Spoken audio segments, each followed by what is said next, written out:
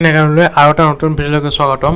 আজি আমি এনালাইচিছ কৰিম অহাকালি মান্থলি এক্সপায়াৰি মানে 28 নৱেম্বৰৰ কাৰণে নিফটি আৰু বেংক নিফটি এনালাইচিছ।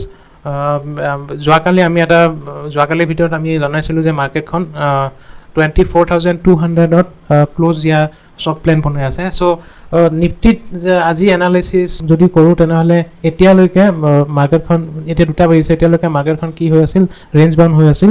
তাৰপিছত এটা শ্বৰ্ট কাভাৰিং এটা বাউন্স দিলে 12টা 12:30মান বজাত, আৰু সেইটোৱে আপোনাৰ মাৰ্কেটখন লৈ গ'ল 23,350লৈকে। এইটো আমি জনাইছিলোঁ যে মাৰ্কেটখন এটা ৰেঞ্জত থাকিব বুলি, তলৰ পিনে কি 24,000 মানত আৰু ওপৰৰ পিনে হৈছে আপোনাৰ এইটো 24,350 মানত। চ' বেচিকেলি মাৰ্কেটখন কোনো পিনে যাব খোজা নাই। যিটো মেক্স পেইন আছে, মেক্স পেইনত ক্ল'জ দিয়াৰ কাৰণে প্লেন বনাই আছে এইটো অহাকালি। 24,200 ইজ দ্য আল্টিমেট গ'ল এইটো এক্সপায়াৰিৰ, সেইমতে চলি আছে। আজি কি হৈছিল, আজি ট্ৰেডটো পোৱা নাই নিফটিত।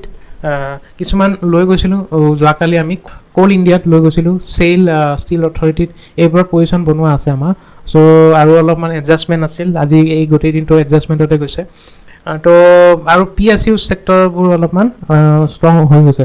PSUত বাইং আহিছেনে নাই সেইটো ক'ব নোৱাৰোঁ, কিন্তু PSU যে শ্বৰ্ট কাভাৰিং হৈছে সেইটো আমি মানে গম পাওঁ। এইটো শ্বৰ্ট কাভাৰিং ৰেলী এটা আছে। বোধহয় অহাকালি যদি মাৰ্কেট যদি গেপ ডাউন আহে, গেপ ডাউন যদি পায় তেনেহ'লে এটা মানে PSU ছেক্টৰত এটা লং পজিশ্যন ল'ব পাৰি। তো সেইটো এটা ট্ৰেড আছে। বাকী নিফটিত যদি চাওঁ তেনেহ'লে আজিতো ওপৰৰ পিনে দিলে, গতিকে কালি কি হ'ব, বোধহয় গেপ আপ খুলিব পাৰে। গেপ আপ খুলি পেলাই প্ৰফিট বুকিং আহিব পাৰে মাৰ্কেটখন। প্ৰফিট বুকিং আহি পেলাই বোধহয় 24,250 মানত ক্ল'জ দিব পাৰে।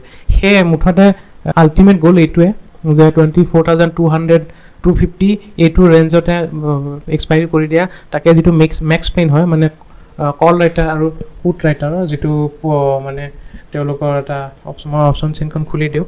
অপশ্যন চেইনৰ যদি চাওঁ তেনেহ'লে এই দুইফালে আজিতো হেভি কোৱাণ্টিটি এই চাব 24,200 কল ৰাইটিঙত এক্সিট হৈছে, বাট 24,350ত এড হৈছে, আৰু এইফালে পুটত 24,200 পুট ৰাইটিং আছে। চ' অলপমান চিফ্ট হৈছে ইহঁতৰ পজিশ্যন বেছি চিফ্ট হোৱা নাই। আল্টিমেটলি সেইটো 24,200ৰ পৰা 250 এইটো এইখিনি লেভেলে আছে, ইয়াতকৈ বেছিহে নহয়। বোধহয় মাৰ্কেটখন কি হয়, জিগজেগ যিটো মুভমেণ্ট আছে সেই মুভমেণ্টটো কণ্টিনিউ কৰি দিব কালিলৈকে। এতিয়ালৈকে মাৰ্কেটখন অলপকৈ তলত আহিব ধৰিছে। আজি যেতিয়া 350 গৈছিল তেতিয়া আমি অলপমান কথা ভাবিছিলোঁ শ্বৰ্ট কৰিব পাৰি নেকি। চ' সেইটো এতিয়া শ্বৰ্ট কৰা নাই যদিও, কাৰণ সামান্য পইণ্টৰ একো মিনিং নাথাকে। তো মানে আমি এতিয়া ভাবি আছোঁ যদি অলপমান গেপ ডাউন পাওঁ তেনেহ'লে কিছুমান লং লৈ যাম। ছাপ'জ 23,950 মানত যদি পাওঁ তেনেহ'লে অলপমান এড কৰিব পাৰি, কিন্তু সেইটো পজিশ্যন অহা নাই। আৰু PSU কিছুমান ষ্টক আমাৰ লগতো আছে। চ' সেইবোৰ অলপমান এক্সিট মাৰিব লাগিব কালি। অহাকালি যদি গেপ আপ মাৰে তেনেহ'লে আমি সেইবোৰ এক্সিট মাৰি পেলাই ছেকেণ্ড হাফ যেতিয়া মাৰ্কেট তললৈকে পৰে তেনেহ'লে আমি আৰু কিনিব পাৰিম। এইখন মাৰ্কেট এনেকুৱা মাৰ্কেট যিটো মানে এক্টিভ ট্ৰেডাৰে পইচা বনাব। যোনে মানে মমেণ্টাম কেৰি কৰিব খোজে তেওঁলোকৰ প্ৰফিট নহ'ব।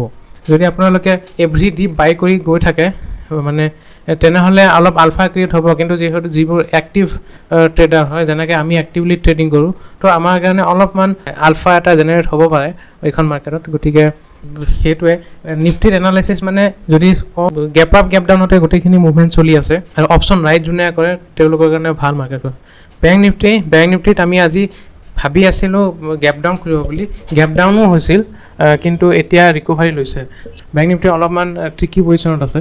বেংক নিফটিত আমি পজিশ্যন বনোৱাটো ভুল হ'ব, বাট যদি কালিও যদি গেপ আপ মাৰি পেলাই ছাষ্টেইন কৰে তেনেহ'লে এটা ডাঙৰ মুভমেণ্ট আহিব লাগে বেংক নিফটিত। যদি কালি গেপ আপ মাৰি পেলাই যদি ছাষ্টেইন কৰি থাকে তেনেহ'লে কি হ'ব, আমি বোধহয় নেক্সট মাহৰ সপ্তাহটোৰ প্ৰথম উইকতে আমি এটা ডাঙৰ মুভমেণ্ট পাব পাৰোঁ, যিটো 53,000লৈকে যাব পাৰে। তো এই দুদিন এক্সপায়াৰি ৰিলেটেড পজিশ্যনে হ'ব। গতিকে ইমানখিনিয়ে ভিডিঅ'টো লাইক কৰিব, শ্বেয়াৰ কৰিব। Thank U.